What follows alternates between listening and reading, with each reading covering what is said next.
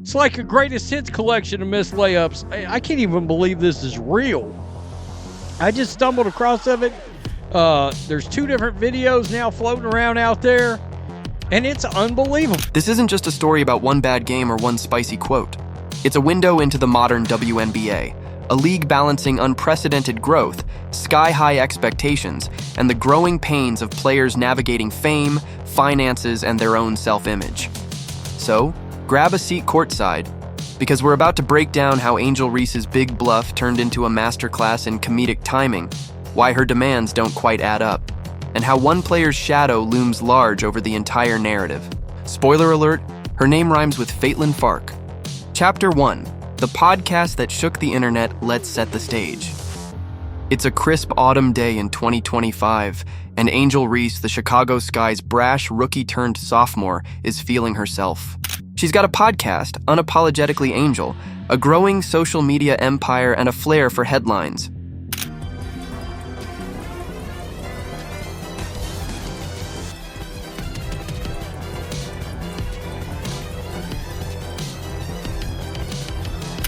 On this particular episode, she's chopping it up with her friend and fellow hooper, Dejanai Carrington, when the conversation turns to money.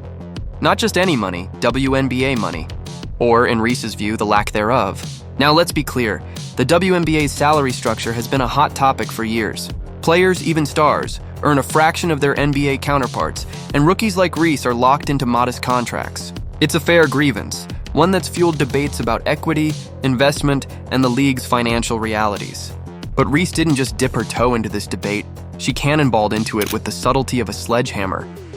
"I'm hearing like, if they don't give us what we want, we sitting out," she declared, her voice dripping with defiance. And that's real. It wasn't a suggestion or a negotiation tactic.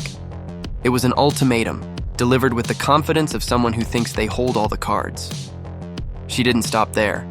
Hearing like, yeah, they don't give us, if y'all don't give us what we want, like, we sitting out. That's a possibility. I guarantee you, the intelligent folks, and there are plenty in the... Reese doubled down, hinting that her WNBA salary, around $73,000 for her rookie year, barely covers her lifestyle. "My rent's like $8,000 a month," she said, doing quick math that raised eyebrows across the internet. "That's $96,000 a year. My salary don't even touch that." The clip went viral faster than a game-winning buzzer beater. Fans, analysts, and random keyboard warriors on social media had a field day. Some cheered her boldness, seeing it as a stand for player empowerment. Others, well, let's just say they weren't so kind. "Angel Reese out here threatening a boycott like she's LeBron James," one ex-user quipped. "Girl, you're shooting 39% from the field, sit where?" The memes poured in, pictures of empty arenas captioned, "Angels boycott in action," and gifs of missed shots labeled Reese negotiating her contract. On our YouTube channel, we're all about giving credit where it's due, but we also call it like we see it. WNBA are saying, will you two... It's just shut up. Sit out. Girl, y'all benefited from everything. Y'all youngins benefited from NIL. What does that mean? We deserve more. Reese's podcast rant wasn't just bold, it was a gamble, a big one. In any negotiation, leverage is everything. If you're going to threaten to walk away, you'd better have the resume to back it up. And that's where this story takes a turn from spicy to downright hilarious. Chapter 2. The game that broke the internet fresh off her podcast Bombshell, Reese had a golden opportunity to prove her worth. She was suiting up for the Unrivaled League, a new 3-on-3 showcase designed to keep WNBA stars in the spotlight during the off-season. Her opponent? A squad led by Aaliyah Boston, one of the league's brightest young talents. The stage was set for Reese to show the world why she deserved superstar money. Instead, she delivered a performance that could have been scored by a laugh track.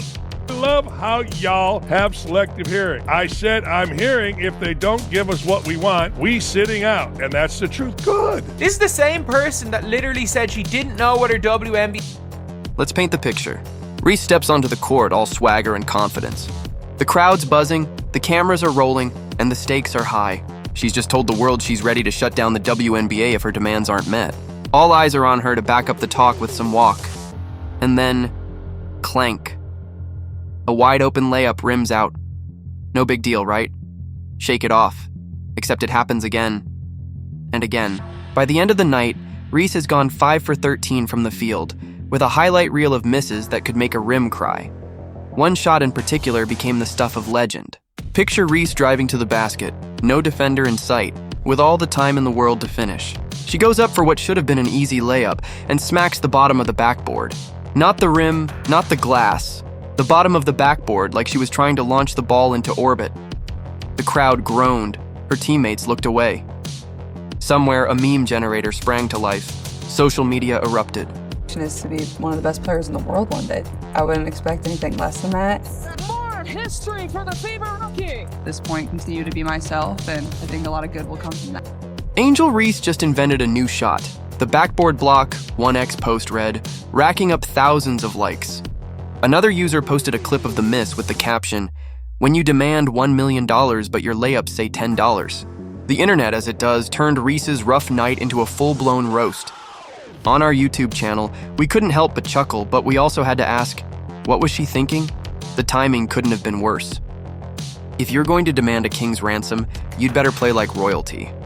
Instead, In the lockout. If y'all don't give us what we want, we sitting out. This is why sometimes you probably should have somebody look over a podcast. She's threatening to go on strike. so why the public meltdown over salary? On our YouTube channel, we think it's less about the money itself and more about the optics. Reese wants to be seen as a superstar, not just a role player. She's chasing the kind of bag that screams face of the league, not solid rebounder. The problem? Her on-court resume doesn't match the hype. She averaged 13.6 points and 13. 1 rebounds as a rookie, not bad but hardly MVP numbers. Her shooting efficiency? A shaky 39. 1% from the field, with a knack for missing shots most pros would bury. Then there's the rent issue.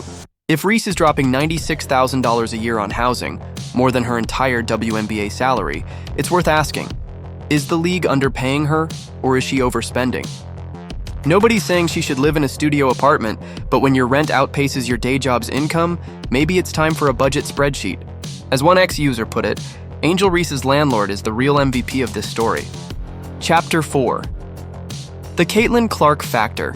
No conversation about Angel Reese is complete without mentioning the elephant in the room, or rather the sharpshooter in the arena.